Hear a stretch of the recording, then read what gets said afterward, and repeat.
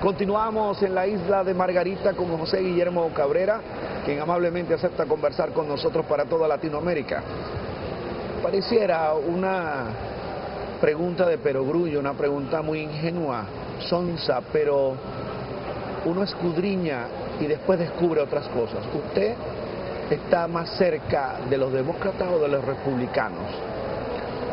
Mira, yo creo que por la historia de Estados Unidos, realmente los demócratas han sido más respetuosos de ciertos principios, ¿no?, que los republicanos, ¿no? Yo creo que en determinado momento eso hace que tú tal vez inclines la balanza.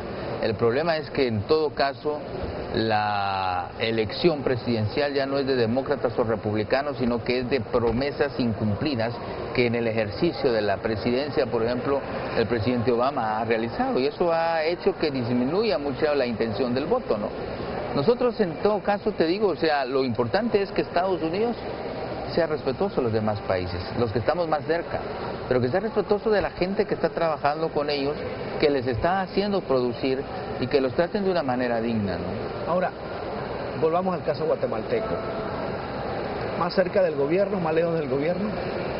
Pues mira, tenemos un gobierno que acaba de iniciar hace 4 meses. Es un gobierno, bueno, recién nacido en Guatemala, y lo que queremos es darle el beneficio de la duda, ¿no?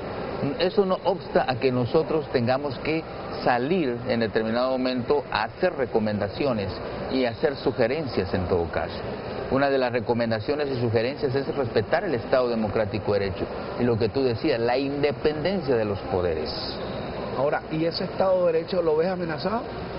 Se ve amenazado constantemente cuando el guatemalteco no tiene seguridad, cuando el guatemalteco tiene mucha violencia en las calles y tú no sabes si cuando sales vuelves a regresar, ¿no? Entonces el Estado y el actual gobierno ha prometido esa seguridad, a lo cual llevamos 5 o 6 meses y no han habido mayores cambios. Esperamos que puedan haberlo, ¿no? Okay. Es decir, que tú entre líneas dejas ver que debe haber más represión, más disuasión o más prevención en el sentido de la seguridad guatemalteca. Debe haber mucha más prevención.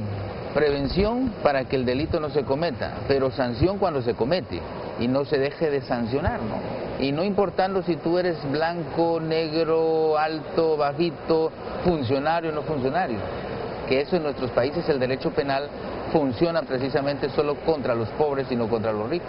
¿Cuál crees tú que es el elemento identificativo del juez guatemalteco? El juez guatemalteco ha sido amenazado en determinado momento en su independencia judicial, ¿no? Los medios muchas veces son los que determinan si debes de condenar o no condenar, ¿no? Y realmente el único que puede hacer eso es el juez con el caso concreto. Entonces ahora mismo en Guatemala hay un debate sobre esta situación donde deberían de tener límites también los medios de comunicación en cuanto a la independencia judicial. Ahora, acabas de decir algo que para mí es neurálgico desde el punto de vista del periodismo.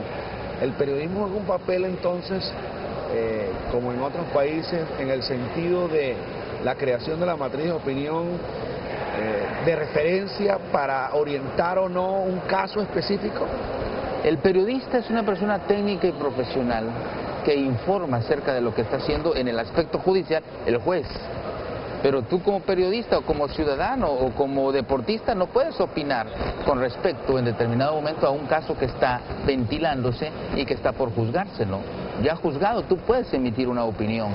Pero ustedes tienen casos recientes donde el medio de comunicación o el periodismo haya jugado un papel preponderante. Exactamente. Tenemos medios de comunicación, lo que no sucede, por ejemplo, en Costa Rica, que yo conozco la realidad, que si tú dices algo que no es cierto, puede ser en determinado momento demandado, ¿no? Pero un periodista debe de ser una persona totalmente como un árbitro, ¿no? Ni siquiera inclinarse para uno o para otro lado, sino decir la verdad. Y decir la verdad de un procedimiento que puede haber ya finalizado en todo caso. ¿Y el periodismo, crees que hay independencia del periodismo, hay la prensa libre en Guatemala? En Guatemala, como en muchos países, el poder económico maneja los medios, ¿no? Entonces tú tienes en el determinado momento una versión u otra versión, lo que pasa en España. Tú sabes cuál es el periódico de los socialistas y cuál es el periódico de la derecha, ¿no?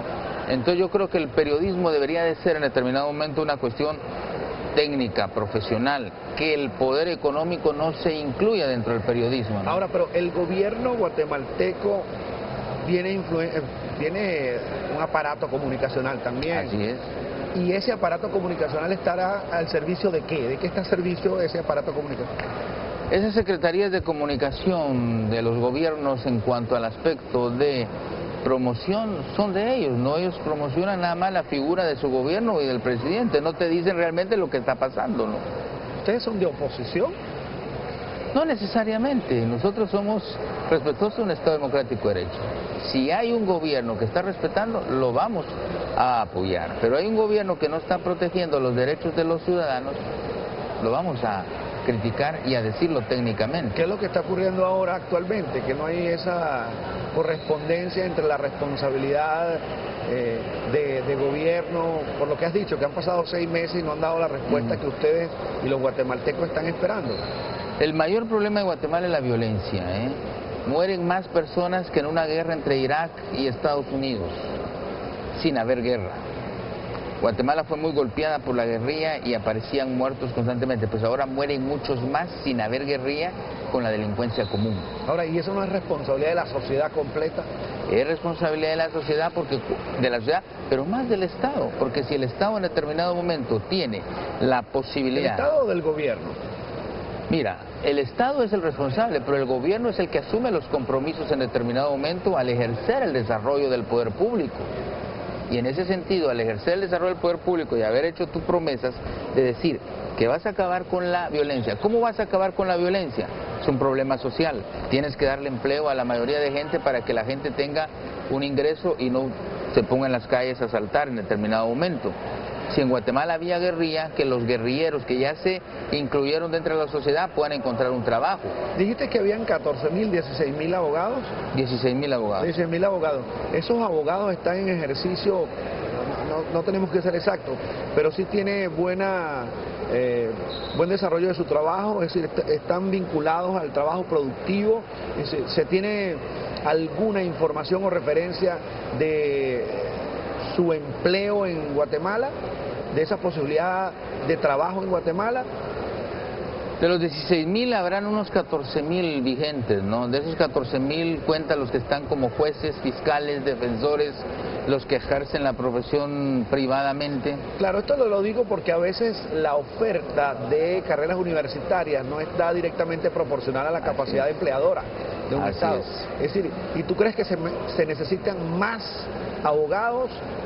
Habría que, como están insinuando en algunos países, filtrar un poco más ese acceso a esas carreras. Yo creo que la cantidad de abogados no es lo determinante, sino el ejercicio de ellos en su profesión. Si son buenos, qué mejor que hayan más, pero si son malos, no. Ahora, yo te quiero corresponder con la pregunta en el sentido, lo que yo creo es que deberían los abogados, previo a ejercer la profesión, hacer un examen de barra ante el Colegio de Abogados. Porque ahora mismo hay muchas facultades de Derecho que están sacando por plan fin de semana, por plan virtual, a muchos profesionales que luego pueden cometer negligencias en su trabajo. Tú no vas a ir con un médico que se haya graduado un plan fin de semana. Tú quieres un médico que sea el más especialista y el más experto en el tema, ¿no? Finalmente, José, ¿qué piensas cuál es el aporte principal que le ha dado o que le puede dar el Colegio de Abogados de Guatemala al ejercicio del derecho en América Latina y a la propia correspondencia en la aplicación de la ley desde una óptica como se está debatiendo en la Federación Interamericana de Abogados? El Colegio de Abogados de Guatemala estuvo casi fallecido a nivel internacional. A partir de que yo he tomado la presidencia hace 1 año, 6 meses, hemos empezado a rozarnos internacionalmente. Te cuento que ya estamos con la UIVA, estamos ahora con la FIA. Yo el otro mes tengo un encuentro de presidentes de colegios de abogados de Iberoamérica haciendo notar el papel del Colegio de Abogados. El Colegio de Abogados debe tener no solo una función adentro, sino una función afuera, ¿no? Muchísimas gracias, José Guillermo Cabrera, presidente del Colegio de Abogados de Guatemala, por esta oportunidad que nos brinda. Nosotros vamos a continuar en el día de hoy realizando las precisiones con aquellos actores jurídicos, con aquellos que permiten seguir el fortalecimiento de la democracia. Regresaremos en breve.